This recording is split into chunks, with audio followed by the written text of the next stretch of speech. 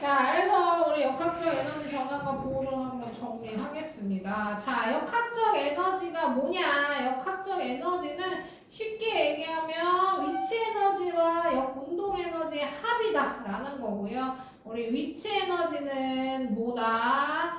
9.8 곱하기 질량 곱하기 높이 식이 이렇게 되죠.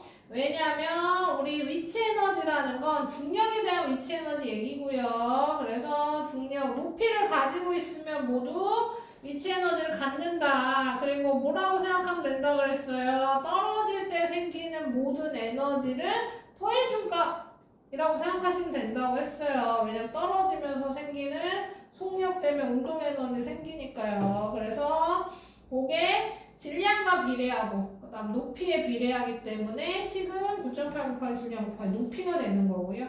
운동 에너지도 간단하죠. 운동하고 있는 물체, 움직임이 있는 물체는 모두 운동 에너지를 갖는다. 그래서 운동 에너지는 실험을 통해 생긴 숫자 2분의 1 곱하기 질량 곱하기 속력 제곱입니다.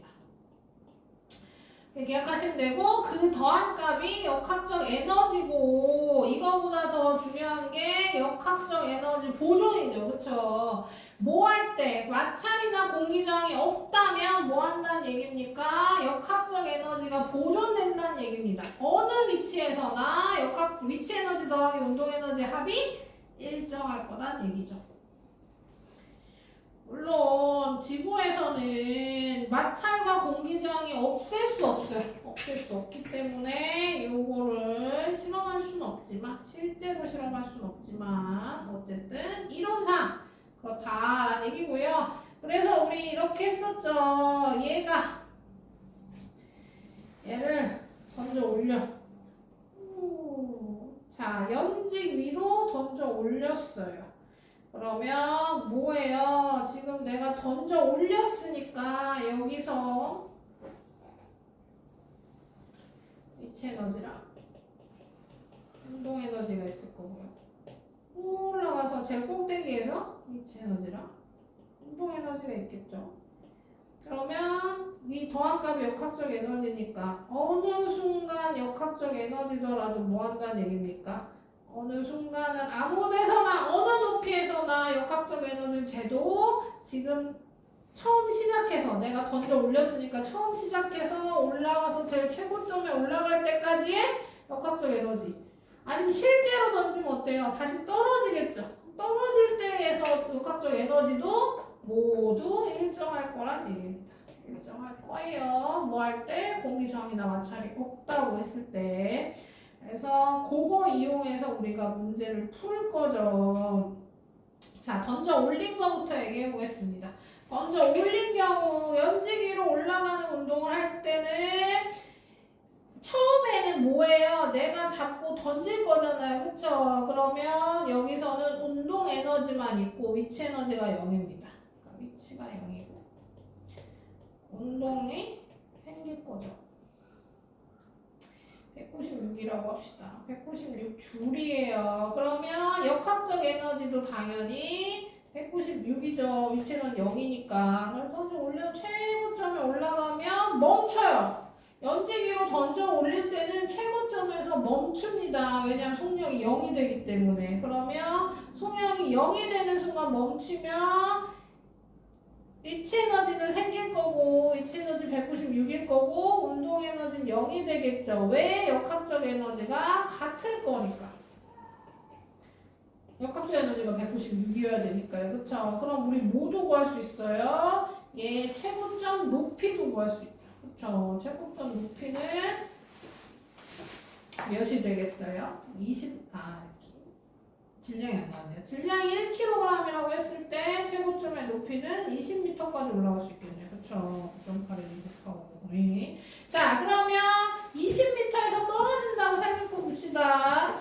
1kg짜리 공이 20m 위에서 떨어진다고 생각해 봅시다. 그럼 최고점, 여기서 뭐라 그랬어요? 우리 문제에서 표현은 가만히 잡고 놓아둬. 이런 표현 한다고 했죠. 멈춰 있다는 얘기입니다. 그러면 여기에 위치 에너지가 9.8 곱하기 1 곱하기 20이니까 떨어져서 생기는 여기에서의 역학적 에너지도 얘랑 같다. 96 나오겠죠? 그러면 속력도 알 수 있다 라는 겁니다. 우리 2분의 1 곱하기 질량 곱하기 속력 제곱이 196이 되는 거니까 안 떨어지네. 자, 그래서 속력도 구할 수 있다. 뭐 이런 거죠. 그래서 위로 올라갈 때는 운동 에너지가 위치 에너지로 전환되고 떨어질 때는 위치 에너지가 운동 에너지로 전환된다. 이것도 기억해 주시고 이게 역학적 에너지의 전환이라고 해요. 그러니까 내용 자체는 많진 않죠. 역학적 에너지는 내용이 많은 게 아니라 우리 문제 풀 때 여러 가지 유형을 여기에 대입할 수 있으시면 되겠습니다. 그래서 롤러코스터 나오죠. 롤러코스터도 똑같아요. 여기서 떨어져. 물론 마찰이나 공기저항 없습니다. 떨어지는 순간에는 미치 에너지가 운동 에너지로 전환될 거고, 그쵸? 그 다음에 올라갈 때는 운동 에너지가 위치 에너지로 전환될 거야. 그래서 떨어질 때는 위치가 감소하고, 그쵸? 운동이 증가하고, 올라갈 때는 속력이 느려지면서 올라가는 거니까 위치가 증가하고, 운동은 감소한다. 이때 뭐 한다는 얘기입니까? 이 감소한 위치 에너지 양과 증가한 운동 에너지 양이 같을 거라는 얘기예요. 왜냐면 마찰이나 공기저항이 없으니까 모든 에너지가 전환될 겁니다. 그러면 여기서 최소가 되겠죠? 뭐가? 위치 에너지가. 위치 에너지가 최소야. 여기서 제일 낮으니까. 그쵸? 이때 문제 풀다 보면 기준면이 나오는데요. 기준면을 여기로 두면 얘가 위치 에너지가 0이 되겠지만 보통 진짜 실제 롤러코스터는 바닥에 붙지 않죠. 그러니까 기준면이 바닥으로 나온다면 기준면이 바닥으로 존재한다면 얘는 위치 에너지가 0이 아니에요. 무조건 제일 낮다고 위치 에너지가 0인 건 아니죠. 여기서는 위치 에너지가 최소라고 표현될 거고 높이를 가지면 위치 에너지가 있습니다. 그러니까 얘는 위치 에너지 더하기 운동 에너지, 역학적 에너지가 나오게 되겠죠.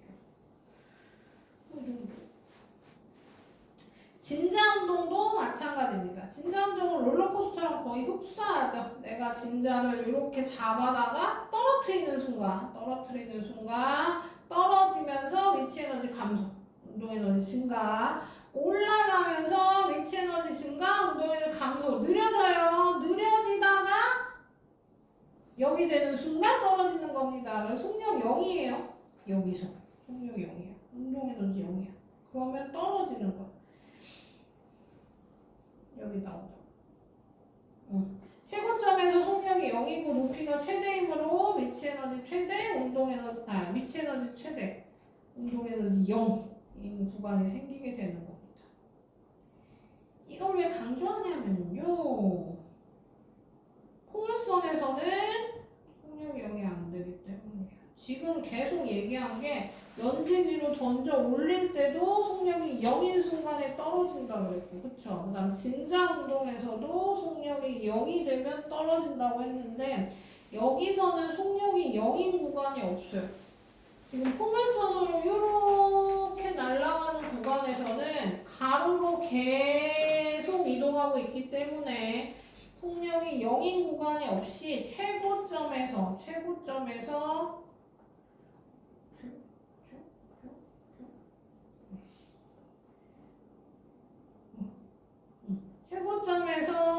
운동 에너지가 최소가 되는 거지 0이 되는 구간이 없다는 거. 그래서 올라갈 때는 뭐 연직 위로, 그러니까 수직으로 올라가는 거랑 다른 건 없습니다. 올라갈 때 속력 감소하고 위치 에너지 증가하고 떨어질 때는 운동 에너지 증가한 만큼 위치 에너지가 감소할 거고 뭐 이런 건데 이때 최고점이 위치 에너지는 최대지만 운동 에너지 0이 아니라는 거. 이것만 잘 기억해 주시면 돼요. 다른 거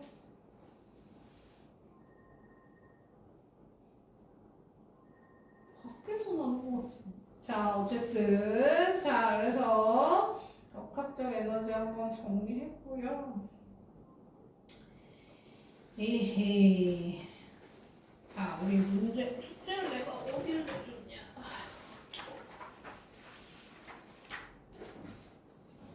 74, 77.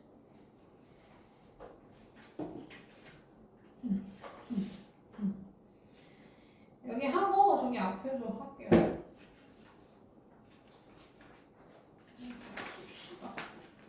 우리 저번에 짝수 풀고 홀수가 숙제였죠?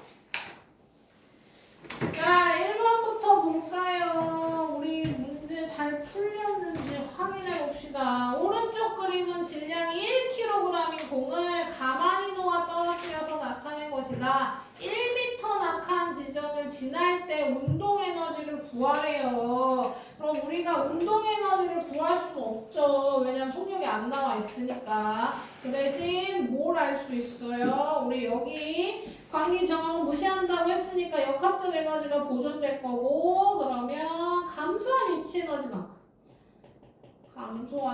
에너지만큼 운동 에너지가 증가할 거고 그 양이 같을 거란 얘기입니다. 이렇게 푸시면 되죠. 그럼 우리 감소한 위치 에너지 구해볼까요? 1m 높이 맞지? 낙한 지점이 여기서부터 1m 떨어진 지점이니까 5.8 곱하기 1kg 곱하기 1m가 되는 겁니다. 그러면 답은 2번. 이렇게.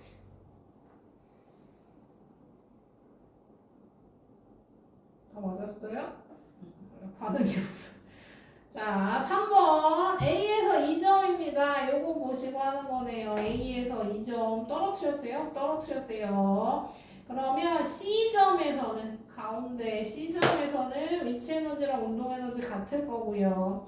A점에서 위치 에너지랑 D점에서의 위치 에너지가 같지는 않겠죠. A점의 위치 에너지는 어디와 E점의 운동 에너지랑 같을 겁니다. 그렇죠? 그 다음 BC 구간의 감소한 위치 에너지는 CD 구간의 증가한 운동 에너지랑 같다.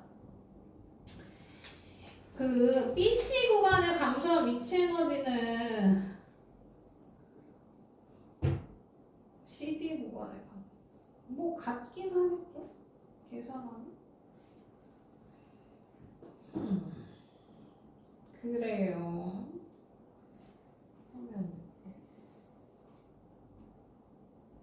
그래요. 같습니다. 같아요. 그러면 얘는 같으니까 답은 4번.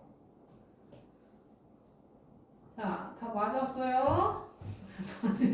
채점하세요. 채점하세요. 아, 선생님 해주셨어요? 아, 그래? 그러면 다 풀어줄 필요가 없나? 많이 맞았어요? 네. 다 맞았어요? 나를. 아, 그러면 질문하고 싶은 거 있어요, 혹시? 아니요. 아이씨. 그럼 이것만 풀게요. 77쪽 실력 강화 문제. 어쩐지 이렇게 아무것도 안 하고 가만히 들어있다. 77쪽만 같이 풀게요.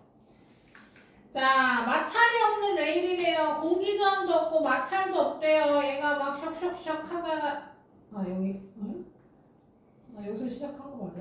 여기서 시작했던 거 아니야? 자, D점에 멈췄대요. A점과 D점에서 운동에 대한 설명을 옳은 거 보기 위해서 모두 고르랍니다. A점의 위치 에너지가 크다. 가장 크다.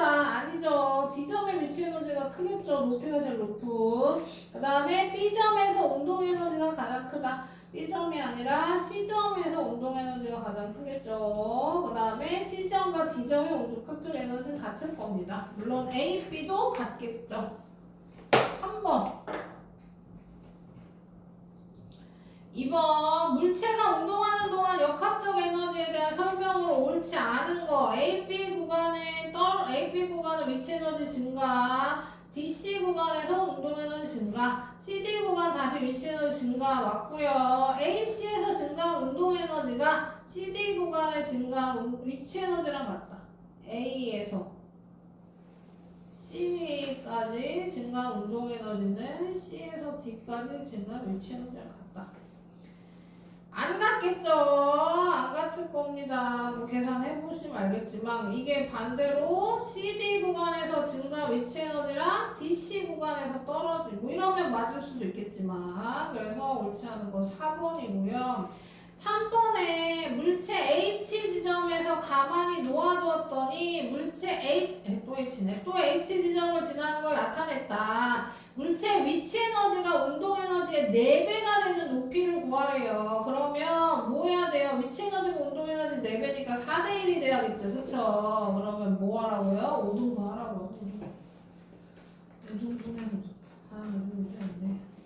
그래서 5등분에서 생긴 위치 에너지가 4배고 위치 에너지가 4배죠. 운동 에너지. 그러면 요 지점이 되는 거죠. 그래서 5분의 2번이 되겠네요. H 5분의 2. 그렇죠? 4번이요.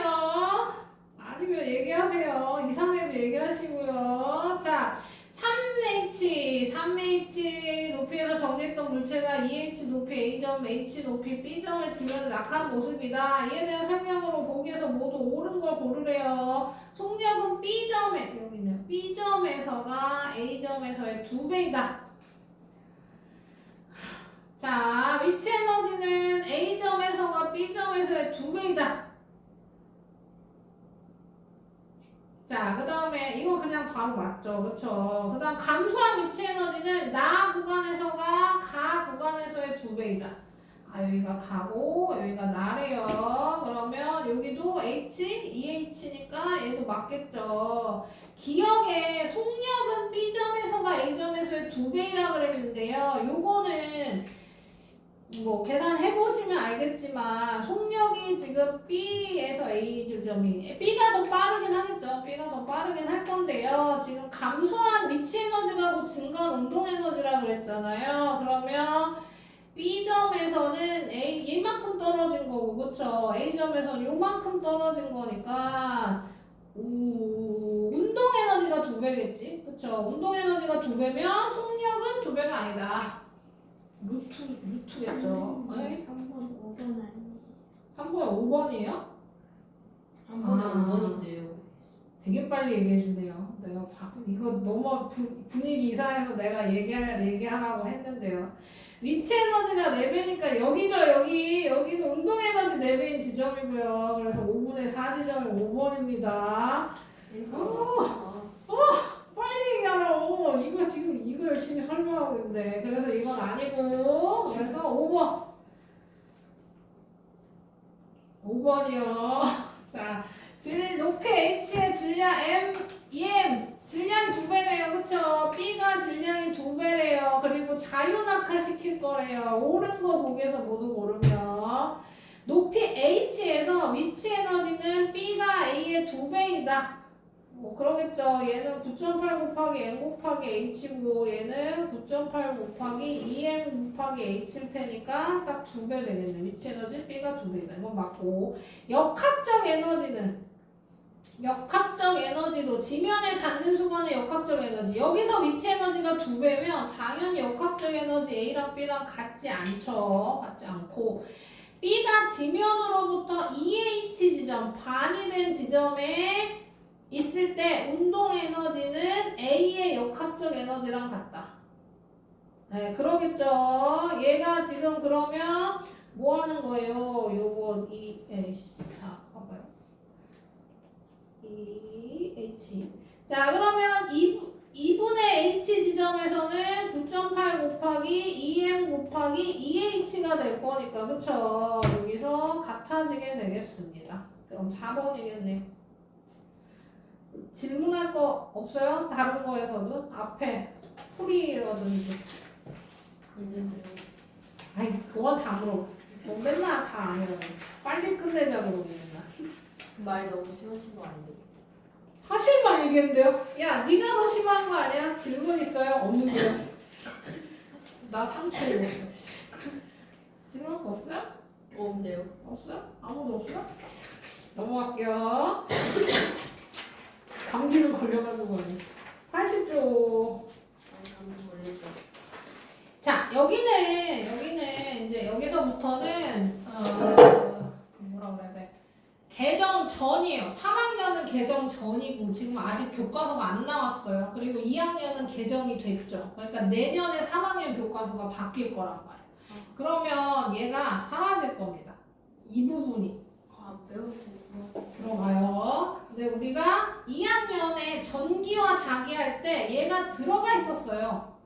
그쵸? 우리 그거 배웠잖아요. 전력이랑 전력량 하는 거 배웠잖아요. 그 전환도 좀 했고 그게 여기도 들어가 있는 겁니다. 그러니까 한번 복습한다고 생각하고 뭐 내용이 빠지는 부분도 있는데요. 일단 그렇게 복습이라고 생각하고 봅시다. 배웠던 걸 배웠던 거.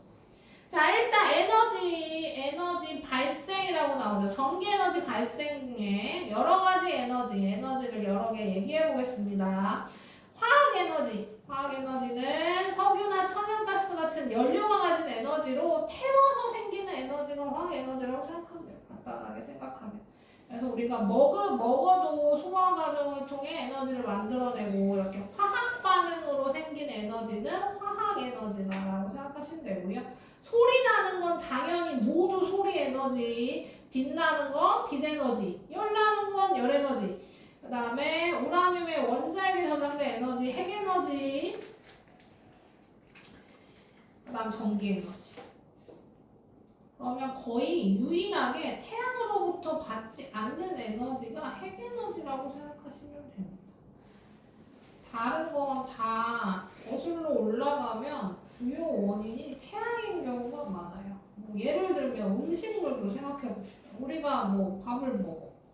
그 밥은 누가 줘요? 쌀, 벼. 그럼 벼가 그걸 어떻게 만들어냈어요? 화합성에서 만들어냈지. 그쵸? 화합성은 뭐예요? 태양으로부터 빛 에너지 받아가지고 화합성에서 생긴 에너지를 쓰고 남은 걸 저장한 게 벼. 그쵸? 벼를 우리가 먹고 에너지를 만들어내면 결국 이렇게 올라가면 태양인 경우가 거의 대부분이지만 핵은 아닙니다. 자, 그 정도만 기억하시면 되고요. 자, 그 다음 전자기유도가 나오는데 이게 빠지는 부분이에요. 이게 중학교 교과서에 빠집니다. 아마도? 자, 어쨌든 안 하진 않을 거예요. 그래서 안 빠져도 걱정 없습니다만. 자, 빠지는 부분. 자, 우리가 이제 자기장을 했었잖아요. 그쵸? 그때 뭐 했었냐면요. 그런 걸 했었어요. 이제 그거 이따가 다시 자세히 설명하겠지만 여기서 간단하게. 자기장. 그러니까 자석주위에 자석의 힘이 미치는 공간이 자기장. 그쵸? 자기장이 생겨요. 자석 주위엔 자기장이 생기는 거죠. 자석의 힘이 생기니까. 근데 자석 말고 전류가 흐를 때도 자기장이 생기더라. 전류가 흐르는 공간 옆에도 자기장이 형성되더라. 그리고 나서 우리가 마지막에 뭐 했냐면요. 자석과 전류가 흐르는 곳에 자기장을 만나게 했어요. 자기장. 여기 자석의 자기장과 전류가 흐르면서 생기는 자기장을 만나게 했더니 힘이 생기더라. 를 했습니다. 그게 이 손바닥으로 한 거죠. 그렇죠? 전류의 방향, 전류의 방향, 자기장의 방향, 힘의 방향 해가지고 한 게 그거잖아요. 그래서 한 게 뭐였냐면 마지막에 한 게 모터였어요. 모터. 기본적인 거. 전류를 이렇게 흐르게 할 거예요. 그러니까 전선이 길쭉한 전선을 구부린 거라고 생각하시면 돼요. 그래서 전류가 한쪽 방향으로 이렇게 흐를 겁니다. 그쵸? 그걸 자석 사이에 넣는 거죠. 얘는 N극, 얘는 S. 그럼 자기장이 어디로 형성될 거냐면 자기장의 방향은 나침반을 놨을 때 나침반의 N극이 가리키는 방향 자기장의 방향. 그러니까 자기장은 이쪽으로 형성된다. 자기장의 방향 이쪽. 그러면 전류가 지금 돌고 있잖아요. 그럼 여기부터 A, 여기는 전류가 이쪽. 나만 해볼게요. 전류가 이쪽, 자기장 이쪽으로 만들어지는 겁니다. 너네랑 지금 반대죠. 내가 이렇게 보고 있으니까. 전류 이쪽, 자기장 이쪽. 너네로 해볼까요? 그럼 전류가 이쪽, 자기장 이쪽. 그래서 힘이 아래로 내려가고요. 얘는 전류가 떨어지고 밑으로 내려가고 있잖아요. 그래서 전류가 반대로 바뀌는데 자기장은 그대로예요. 그래서 손바닥 반대로 나왔죠. 얘는 위쪽. 얘는 아래쪽으로 힘을 받고 얘는 위쪽으로 힘을 받으니까 한쪽은 아래로 한쪽은 위로 받으니까 돈다. 이거죠. 이게 모터의 원리인 거라 그랬죠. 그래서 요 앞에 날개 달면 선풍기 뭐 이런 거라 그랬지. 자,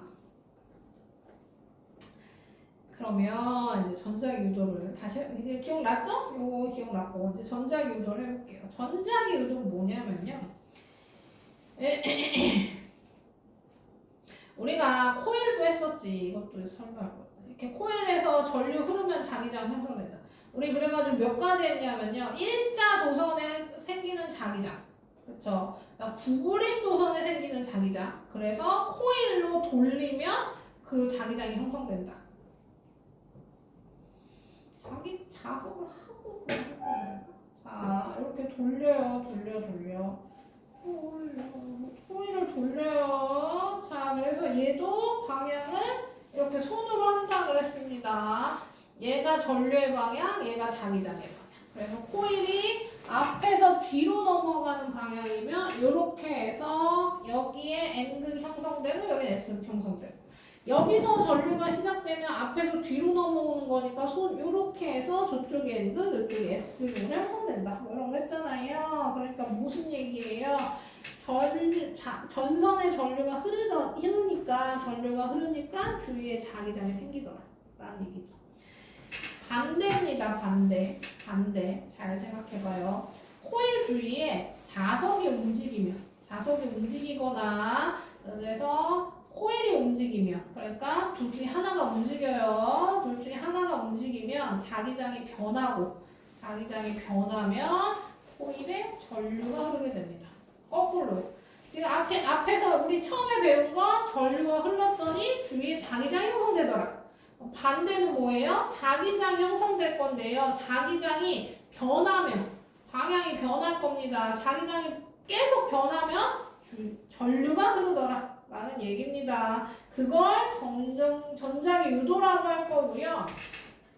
뭐 더 엄청 자세하게 하진 않을 거예요. 빠질 거니까요. 자, 어쨌든 기본만 설명하면요.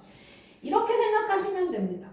여기에 코일이 이렇게 있잖아요. 그쵸? 그러면 자석을 가까이 하면 N극이라고 합시다. 여기에 N극을 가까이 하면 코일이 어떤 운동을 하냐면요. N극이 가까이 오면 N극을 밀어낼 거야. 가까이 오지 말라고 밀어낼 거예요. 그래서 여기가 N극, 여기가 S극의 자기장을 형성합니다. 근데 N극이 멀어지잖아요. N극이 멀어지면 왠지 마음이 바뀌었어. N극을 밀어냈잖아요. 방금 가까이 와서. 근데 이 N극을 잡아당기기 위해 여기가 S로 변할 거예요. 그래서 자석을 가까이 했다 멀리 했다 가까이 했다 멀리 했다 막 움직이면 자기장의 방향이 변하는 겁니다. 계속 변해요. 계속 변하면서 전류가 유도되는 거예요. 전류가 흐르게 되는 겁니다. 그래서 코일이 움직이든 자석이 움직이든 상관은 없어요. 보통 자석을 움직이지만 어쨌든 가까이 했다 멀리 했다 가까이 했다 멀리 했다가 반복되면 자기장이 변하면서 유도 전류가 흐르더라 라는 얘기입니다. 물론 멈춰 있으면 생기지 않아요. 멈춰 있을 때.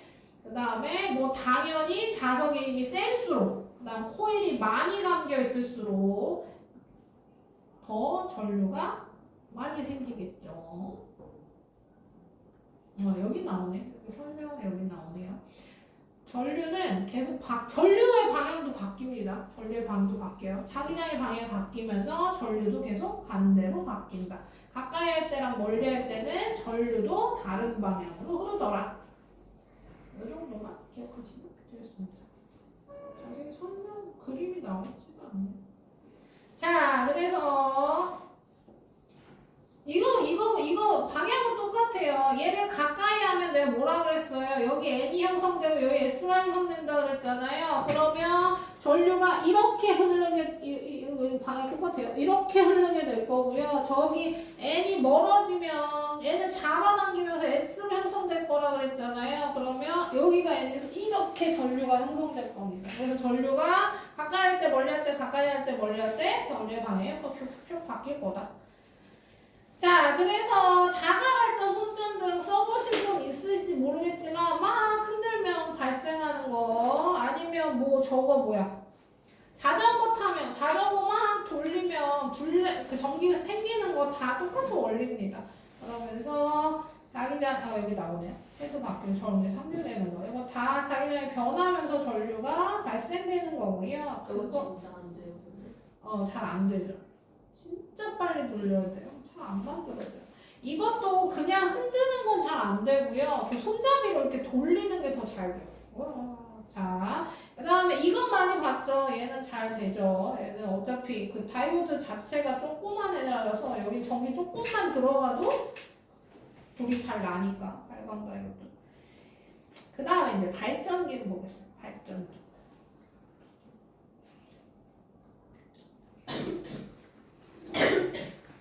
자, 우리 아까 뭐 했어요? 아까 이거 했죠. 얘랑 지금 그림이 똑같죠. 지금 여기서 뭐 했냐면요. 전류를 흐르게 해서 전류가 흘러서 전류에 대한 자기장과 자석의 자기장이 만나서 얘를 돌렸어요. 그쵸?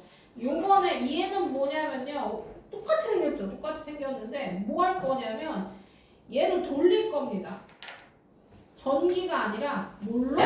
다른 힘으로. 풍력 발전소 생각하시면 쉽죠. 풍력 발전으로 앞에 날개를 돌려. 그러면 얘가 돌아가면서 자기장의 방향이 계속 바뀌어. 뭐 자석은 당연히 고정이지만 얘가 돌아가면서 자기장의 방향이 계속 바뀌고 자기장이 바뀌면서 전류가 유도된다. 라고 해서 거꾸로 해요. 지금 여기 나오죠. 전동기는 전기의 힘으로 얘를 돌려서 얘를 전류를 흐르게 해서 자기장이 만나서 앞에 날개를 돌리는 방식이며 발전기는 앞에 날개를 돌려서 여기에 형성된 자기장의 방향을 계속 바꾸게 해서 유도 전류가 생기게 하는 원리입니다. 그래서 발전기는 다 이런 식으로 돼 있다고 생각하시면 돼요. 방금 얘기한 풍력이든 수력이든. 아니면 그 화력이든 원자력이든 얘네도 똑같아요. 화력이랑 원자력은 어떻게 얘를 돌리냐면 물을 끓입니다. 원리는 똑같아요. 그러니까 옛날에 석탄 떼서 만들던 발전기든 저기 원자력으로 엄청난 기술이 필요한 발전기든 결국에 물을 끓입니다. 물을 끓여서 생긴 수증기로 날개를 돌린다라고 생각하시면 돼요.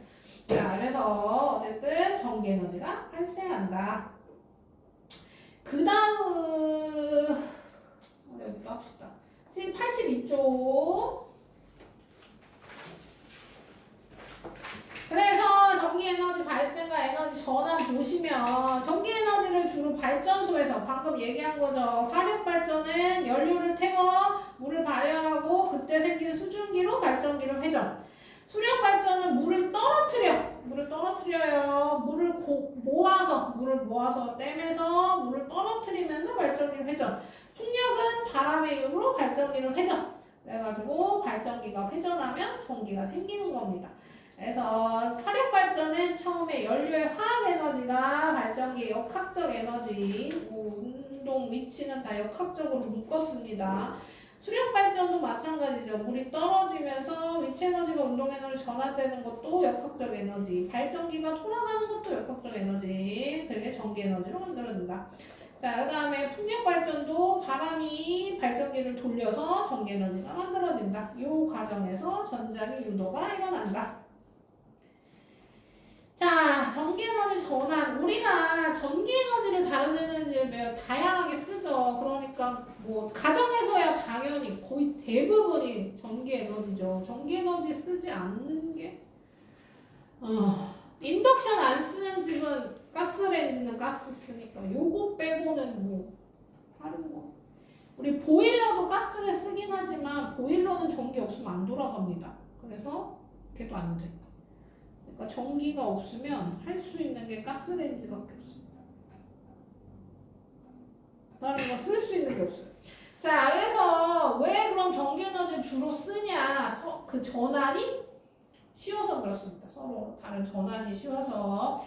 자, 장점. 다른 에너지로 변할 효율이 높다. 변환할 때 손실이 적다. 그다음 운반하기 쉽다. 우리 뭐 다른 시스템이 다 갖춰져 있죠. 우리나라 특히나 더 전선을 통해 빠르게 에너지 전환하죠.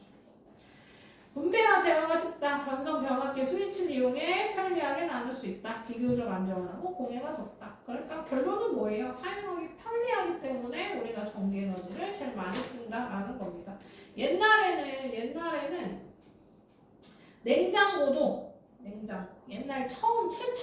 냉장고도 석탄을 태워서 썼어요. 석탄을 태워서 쓰는데 냉장고가 집에 있는데 석탄을 태워서 얘를 냉장고 쓸 수는 없죠. 그러니까 에어컨처럼 실내기가 있고 실외기가 있었습니다. 그래서 건물 밖에 실외기에서 석탄을 태우면 얘가 돌면서 냉면이 있었어요. 냉면을 시원하게 해서 안에 있는 냉장고를 시원하게 했대요. 그러니까 전기가 짱짱이죠. 자, 쉽습니다. 사용하기 편리하고 쉽다. 뭐 이런 얘기고요. 그래서 에너지 전화 뭐 이거야 뭐 보면 알죠. 전등은 빛에너지, 열에너지, 토스터기 열에너지, 청소기 운동에너지, 소리 많이 나니까 소리에너지, 스피커 소리에너지, 세탁기 운동에너지, 선풍기 운동에너지라고 써있지만 대부분 다 열이 납니다. 그쵸? 대부분 다 열이 나고 열 에너지는 손실이에요.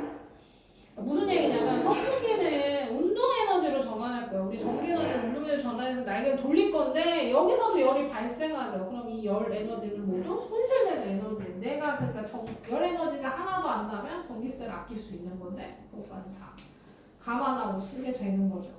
하지만 지금 현재 전기에너지가 손실이 제일 적은 에너지다. 여기 나오죠. 열에너지 손실이 적다. 초전도체 많이 들어봤죠? 초전도체가 나오면 추워요? 네. 다른 친구들도 추워요? 살짝 좀. 아 그래? 에어컨 더우면 얘기했어요. 자 그래서 뭐 얘기하다 말았어요?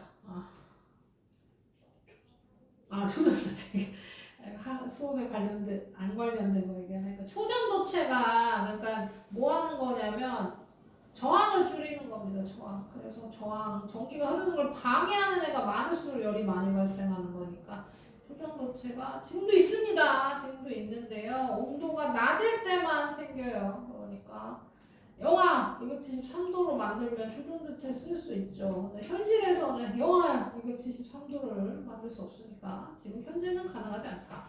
나중에 실온에서 저항이 0인 초전도체를 만들게 된다면 이거 안 배워도 되죠. 이게 안 배워도 되는 건 아니고 아마 교과서가 바뀔 겁니다. 연손실이 일어나지 않을 거예요. 열손실이 일어나지 않을 거예요. 그러니까 열 에너지가 만들어지지 않는다는 얘기죠. 지금 여기서 선풍기를 돌리면 소리랑 운동 에너지만 생기고 열이 생기지 않을 거야. 그래서 교과서를 싹 다 보려면 너네는 아니고 너네 자식쯤 너네 자식의 자식쯤 되면 나오지 않을까 싶어요.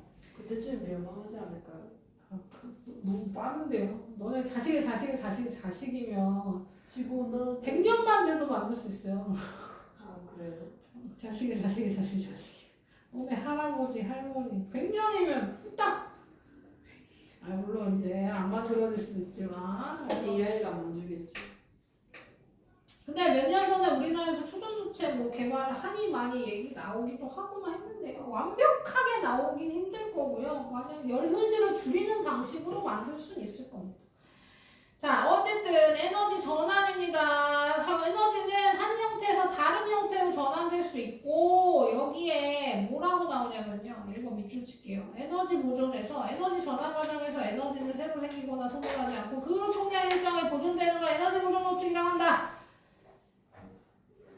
4시 44분이요. 여기에 뭐라고 써있어? 여기에 뭐가 없어요? 우리 맨날 써있는 법칙 옆에 써있는 애가 있잖아. 단, 공기저항이나 마찰 무시한다라고 써있는 게 없죠? 얘는 진짜 보존됩니다. 그러니까 일상생활에서도 보존된다. 그러면 뭐 이런 거예요. 우리가 전기 자동차를 굴리기 위해 전기 에너지를 충전했어. 그래서 1000줄의 전기 에너지를 충전했어요. 그러면 문제는 이거죠. 운동 에너지로 평줄이 다 전환되는 게 아니라 운동 에너지에서 빛도 나고, 빛은 내가 내는 건가? 빛도 나고 소리도 내고 열은 내가 내고 싶지 않아도 나오는 거. 이러면서 여기가 다 더하면 운동 에너지가 다 더하면 전기 에너지의 총량이 될 거다라는 얘기입니다. 그러니까 우리 아까 역학적 에너지 한 거 할까요? 역학적 에너지에서 뭐 했어요? 역학적 에너지에서 우리 떨어뜨린 거 해봅시다. 가만히 놓아서 떨어뜨렸어요. 그럼 역학적 에너지 보존에서는 공기 저항이나 마찰 무시했죠. 그러면 여기 역학적 에너지랑 여기 역학적 에너지가 같다 그랬습니다. 그 얘기는 여기서 떨어진 위치 에너지 값과 여기서 지면에 닿는 순간의 운동 에너지가 같다는 얘기잖아요. 그렇죠? 우리 이렇게 문제 풀었잖아요. 근데 공기 저항과 마찰이 있는 현실에서는 얘랑 같을 수가 없다는 거죠. 왜냐면 뭐가 생겨요? 마찰이 생기잖아요. 그럼 열이 발생했을 거고, 그렇죠? 떨어지면서 소리도 생길 겁니다. 이만큼이 줄어들 거예요. 그러니까 위치 에너지가 100줄이었으면 얘는 뭐 98줄 이거는 어떻게 될지 모르지만 어쨌든 이런 식으로 감소하게 될 겁니다. 일정하지 않아요. 뭐에서 마찰이나 공기저항이 있을 때는. 그런데 뭐 한다는 얘기예요? 열이나 소리 생긴 에너지를 모두 더해주면 결국 에너지가 사라지진 않을 거란 말입니다. 그 얘기예요. 그게 에너지 보존 법칙입니다. 그래서 에너지가 보존되는 거. 에너지가 전환되는 과정에서 새로 생기지도 않고요. 줄어들지도 않는다. 그 총량은 일정을 보존된다라는 겁니다. 그렇죠? 그렇습니다. 뭐 얘도 볼까요?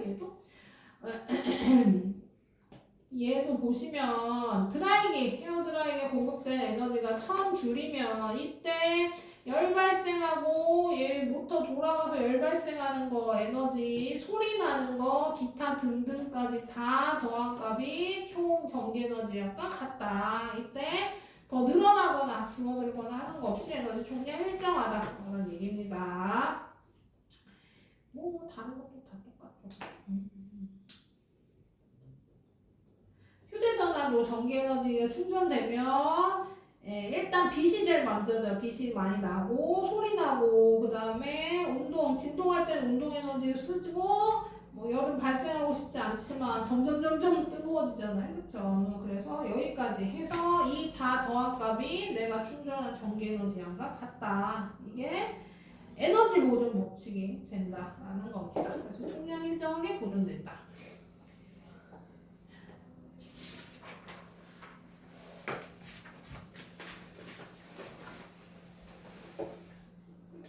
하기 전에 문제 좀 풀고 합시다. 아니야, 다 하고 문제 풀게요. 왜냐면 이건 진짜 배운 거야. 자, 우리 앞에서 전기할 때 배운 겁니다. 소비 전력과 전력량 할 거예요. 소비 전력은 1초 동안 사용한 전기 에너지야.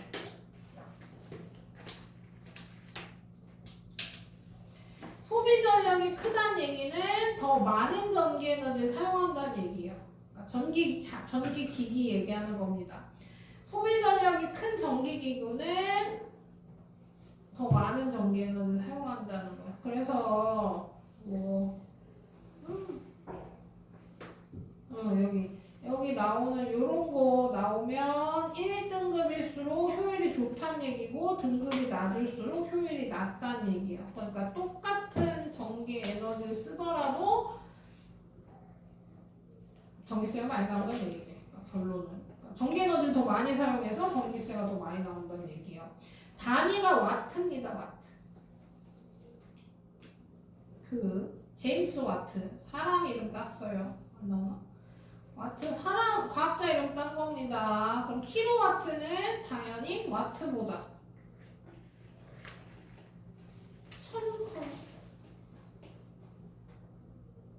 1kW는 1000W 1000 차이 납니다. 왜냐면 이 K 너무 대문자 같은데. 자, 1000 차이 나요. 여기 나오네요. 자, 그래서 1와트는 1초 동안 1줄의 전기 에너지를 사용하는 소비 전력을 얘기합니다. 그러니까 전기 에너지 나누기 시간 하시면 돼요. 전기 에너지 나누기 시간 여기 나오죠. 소비 전력은 시간분의 전기 에너지. 그리고 그때 기억나는지 모르겠지만 전기 에너지 구하는 공식이 전류 곱하기 전압 곱하기 시간이에요. 그걸 시간으로 나눈 거야. 그러니까 얘랑 얘는 단위가 같습니다. 그래서 약분도 돼요.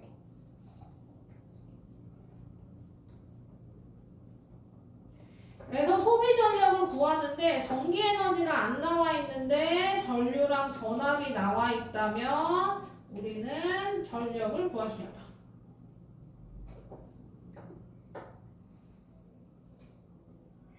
그리고 여기 보시면 여기에 뭐가 나와 있어요? 전기용품 안전관리법 해가지고 전격 전압이랑 소비 전력이랑 뭐 이런 거 나와 있잖아요. 그럼 여기서는 뭐 구할 수 있어요? 우리 전류도 구할 수 있어요. 그쵸? 전압도 나와 있고 전력도 나와 있으니까. 그쵸? 350W는 220V 곱하기 X에서 전류도 구할 수 있습니다. 구하는 문제는 잘 나오진 않지만 구할 수 있어요. 자, 그래서 모든 전기기구에는 전기기구가 안정적으로 작동되는 전압과 이때 소비되는 전력이 포함되어 있습니다. 그래서 전격 전압은요, 여기 220V라고 써 있는데요. 보통 220V라고 써 있진 않고요. 얘를 볼까요? 근데 저 60Hz는 무슨 뜻이에요? 진동수겠죠? 왜 써져 있어요? 정확히 모르겠네요. 자, 여기 뭐라고 써 있냐면요. 100에서 240V라고 적혀 있어요. 자, 그럼 이게 뭐냐면 이 100에서 240V가 뭐냐면요. 이거 그러니까 일본 가서 꼽아도 괜찮다는 얘기예요. 왜냐면 요 사이에 일본은 110V잖아요. 우리는 220V고 그럼 그 사이에 다 사용 가능하다는 얘기예요. 근데 여기 전격 전압이 220V라고 써 있잖아요. 이런 전기기구는 저희 가서 사용하면 안 돼. 일본 가서 사용하면 안 돼. 안 된다는 얘기예요. 그리고 만약에 일본에서 산 전기기구가 110V 전격 전압이라고 써 있으면 220V 꼽으면 큰일 납니다. 그거 어떻게 돼요? 보통 고장나요. 고장나고 끝이에요? 불날 수도 있어요. 하얀 연기가 모락모락 날 수도 있어요. 그러니까 전기기구 못 버텨서 그렇기도 합니다. 그래서 바꿔주는 거 쓰시면 되긴 한데 어쨌든 그래서 전격 전압은 전기기구가 작동된 전압이고 그 전격 전압이 공급됐을 때 소비되는 전력이 소비 전력이다. 그래서 같은 용도를 사용하더라도 낭비되는 에너지가 많으면 당연히 전력이 크겠죠. 전력이 크다는 얘기, 소비 전력이 크다는 얘기는 뭐예요? 전기세가 많이 나온다는 얘기죠. 그래서 같은 성능을 내더라도 소비 전력이 더 작은 전기기를 사용하면 더 적은 전기 에너지가 소비된다. 그래서 그림으로 나오면 더 보기가 쉽죠. 그림으로. 자, 형광등은 빛 에너지가 6줄, LED 등도 6줄입니다. 그러니까 밝기는 똑같은 거예요. 밝기는 똑같은데 이때 전기 에너지는 열 에너지로 6줄이 발생하고 LED 등은 열 에너지로 2줄이 발생해. 그러면 똑같은 시간에 LED 등은 똑같은 밝기에 8줄을 쓰는 거고 형광등은 열 에너지로 6줄이 손실되는 거니까 12줄을 쓰는 거죠. 그래서 얘가 전기세가 더 많이 나오더라 라는 겁니다. 얘가 LED 등이 더 효율적이더라 라는 얘기예요. 그래서 효율에 따른 에너지 전환, 전기 에너지 50%가 비대를 전해되지만 LED 등은 75% 전환된다. 그래서 보통 우리가 옛날에는 다 대부분 형광등을 썼지만 지금은 LED 등으로 바꾸고 있고 많이 바뀌어 있죠. 이거 지금 다 LED 등이에요. 왜요? 왜요? 전기세가 더 나온다니까. LED 등으로 바꾸면 똑같은 밝기더라도 전기세가 줄어든다.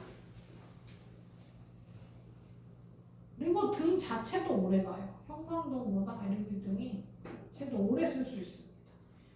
더 효율적이죠. 자, 전력량은요. 전력량은 일정 시간 동안 사용하는 전기 에너지 양인데요. 전력이랑 차이점은 시간의 단위입니다. 시간의 단위만 달라요.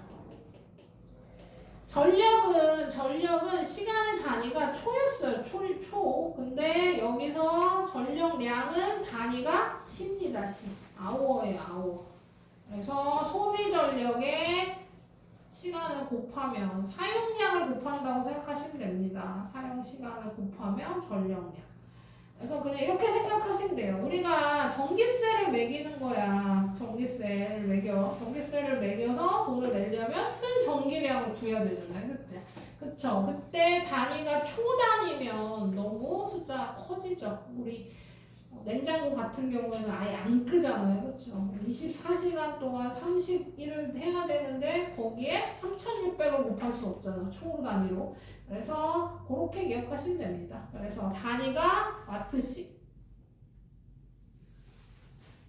왜 갑자기 끊겼어?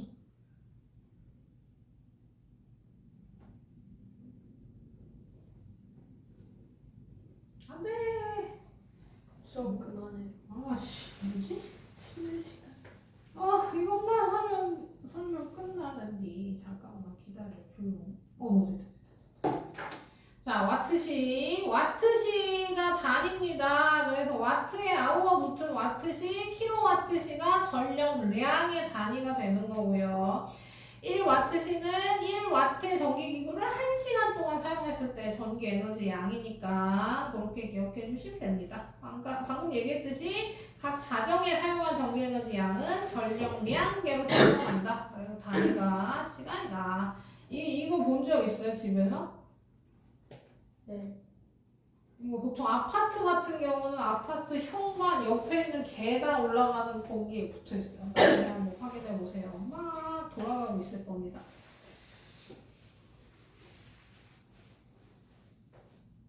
그래요. 그래서 에너지 효율 1등급으로 갈수록 효율적으로 이용하는 거고 5등급은 효율이 안 좋은 거. 그래서 똑같은 전기기구 살 때는 1등급인 걸 사야 전기세가 덜 나온다. 뭐 이런 거고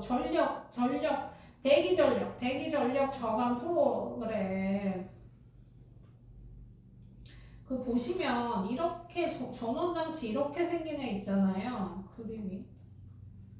이렇게 생긴 애는 다 대기전력 생기는 겁니다. 이게 이렇게 꽉 막혀 있는 애.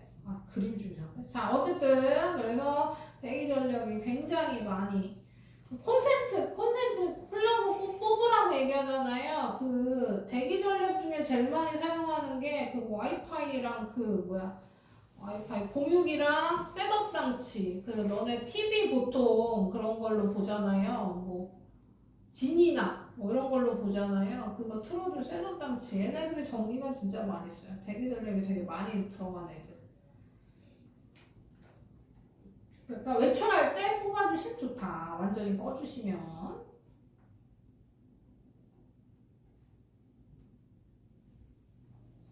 그렇습니다. 그래서 이렇게 사용하는 거 나오죠.